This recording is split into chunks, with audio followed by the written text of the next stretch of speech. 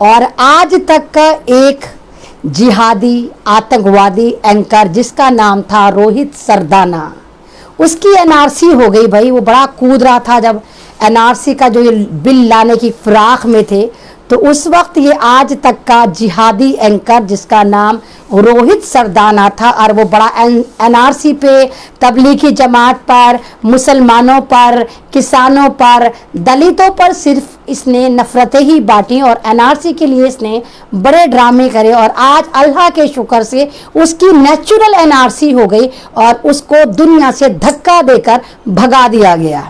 वो भारत में नहीं रहा, वो मर गया। कमाल की बात यह है कि जो बीजेपी सरकार हमेशा आपदा में अफसर ढूंढती है, उसने रोहित सरदाना की मौत को भी एक आपदा बनाकर आपके सामने पेश करा। आप लोग जानते हैं कि रोहित सरदाना कैसे मरा? मालूम है सब ये कहेंगे हाँ कोरोना हुआ, कोविड से मर गया, ऐसे मर गया, वैसे मर गया। नहीं, रोहित सरदाना हार्ट पेशेंट था, वो हार्ट अटैक से मरा। उसका दिल फटा, दिल रुका, वो ऐसे मरा क्योंकि उसने कभी दिल यूज़ नहीं करा, हमेशा नफ़रतें बांटी, हमेशा दिमाग से खुराफाती सोच निकाली और आज वो मर गया। और हम इंतज़ार करेंगे कि उसकी तरह जो और ये 20-25 जिहादी आतंकवादी एंकर हैं कि ये इनकी कब अल्लाह ताला एनआरसी करता है और ये कब जहन्नुम का टिकट कटवाते हैं, कब ये जाकर गोबर ग्रह में ट्रांसफ़र हो जाते हैं। ये वो हरामखोर रोहित सरदाना था, अगर आपने सुना हो।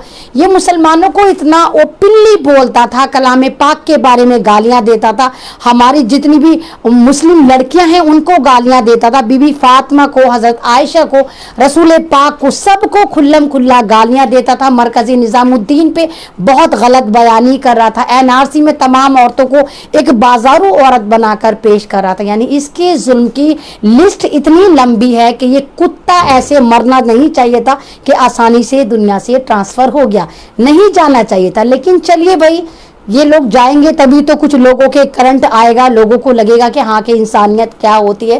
तो आज अल्लाह ताला ने उस रोहित सरदाना की एनआरसी करके उसको जहन्नुम का टिकट कटवा दिया, जो भारत में रह के पता नहीं क्या समझ रहा था कि मैं क्या कर दूंगा, मैं मुसलमानों को सर्टिफिकेट दूंगा, मैं किसानों को खालिस्तानी बता के सरदारों को बदनाम करूंगा, इनकी तहरीक को बदनाम करूंगा, मैं मुसलमान औरतों को बदनाम करूंगा, मैं भारत में मुसलमानों की मस्जिद को आतंकवाद का अड्डा कहूंगा, यहाँ के मदरसों के बारे में खुराफात भौंकूंगा।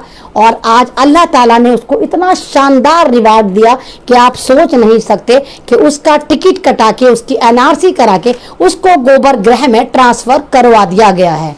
अब औरों का नंबर है, कैसे कैसे आता है सुना है। एक और है दीपक चौरसिया, वो भी बीमार है। दुआ करिए कि अगली न्यूज़ उसकी आए और सरकार फिर आपदा में अफसर ढूंढे कि कोरोना से मर गया।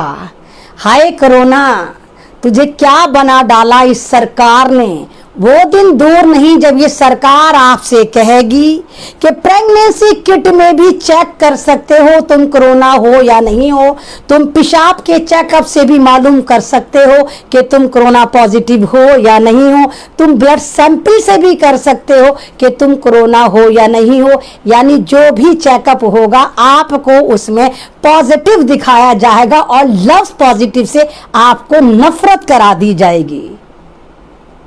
ये दौर आने वाला है, अनकरीब आने वाला है। कमाल की बात देखिए कि कोरोना का सिटी स्कैन हो रहा है।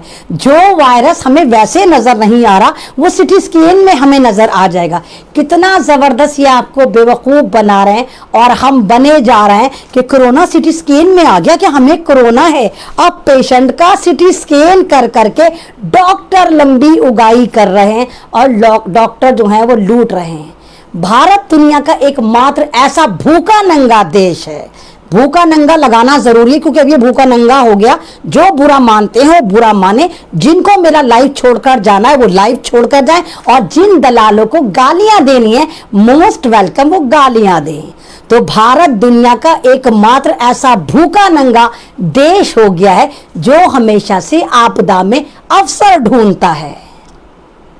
हमेशा कोई भी प्रॉब्लम होगी तो ये लोग कैश कराने आ जाते हैं। ये प्रॉब्लम का सॉल्यूशन नहीं, प्रॉब्लम को आपदा बना के उसमें अवसर ढूंढते हैं, उसको कैश कराते हैं।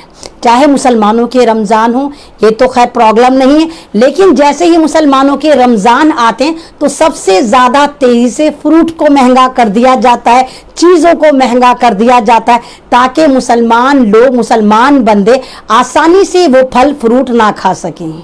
इसमें गलती मुसलमानों की तो नहीं, इसमें गलती हिंदुओं की तो नहीं, इसमें तो तमाम लोगों की गलती है। क्योंकि मैं ये तो नहीं कह रही कि हमारी सोसाइटी में आगे जो फ्रूट्स बेचते हैं वो नॉन मुस्लिम बेचते हैं, लेकिन सब के सब हमेशा ऐसा सोचते हैं कि बस पहला और आखिरी मौका है, लूट लो।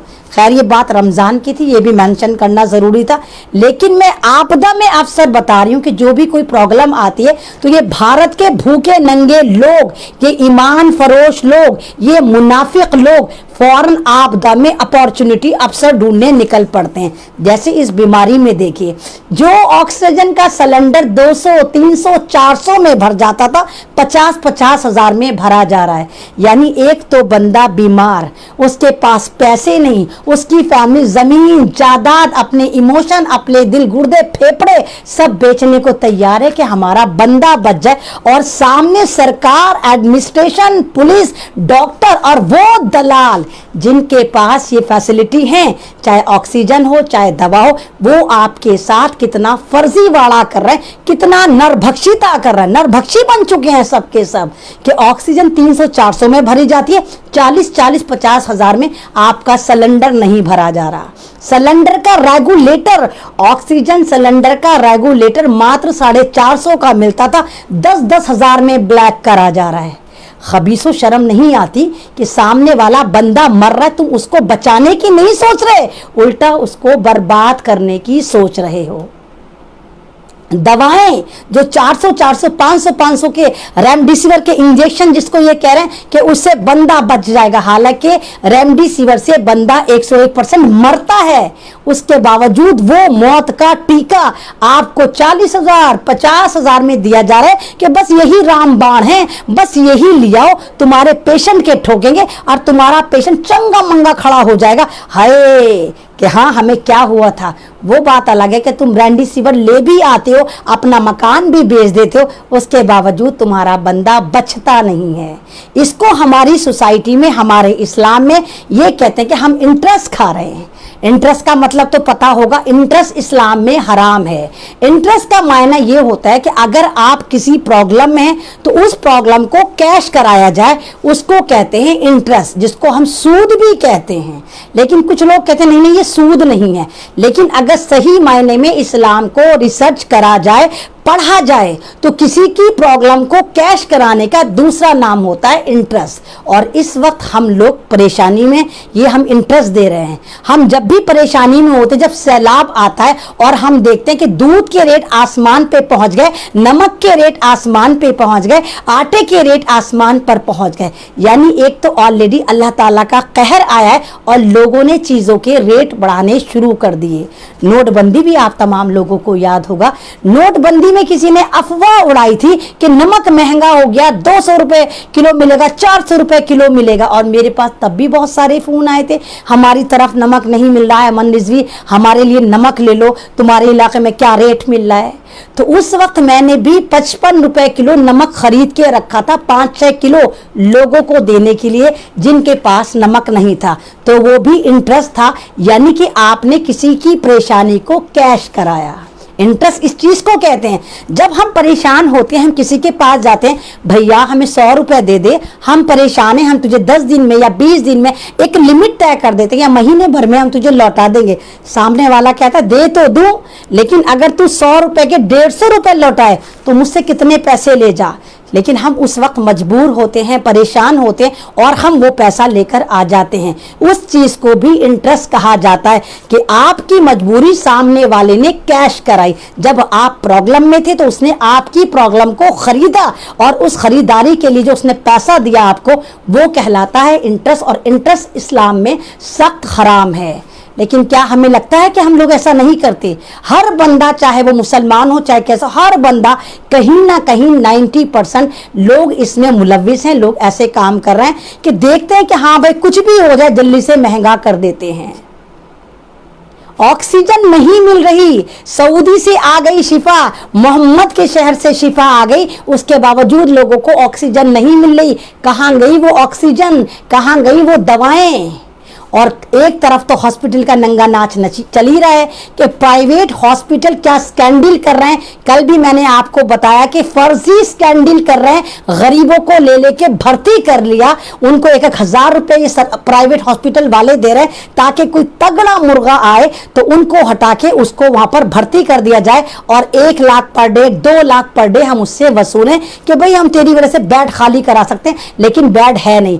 फर्जी कोरोना की रिपोर्टें बनाकर प्राइवेट हॉस्पिटल ने अपने हॉस्पिटल को पूरा फुलफिल दिखा रखा है कि देखो हमारे यहाँ इतने पेशेंट आ गए, एक बेड खाली नहीं। और जो बेचारे जेन्युइन बीमारी में, दिल गुर्दे फेफड़े के बीमार हैं, वो बेचारे क्या करे, वो मरता क्या ना करता, उनको तो हॉस्पिटल जाना है। और क्या 1.5 साल पहले जब ये कोरोना का टेरर नहीं आया था, ये ड्रामा नहीं आया था, क्या तब आप लोग हॉस्पिटल नहीं जाते थे?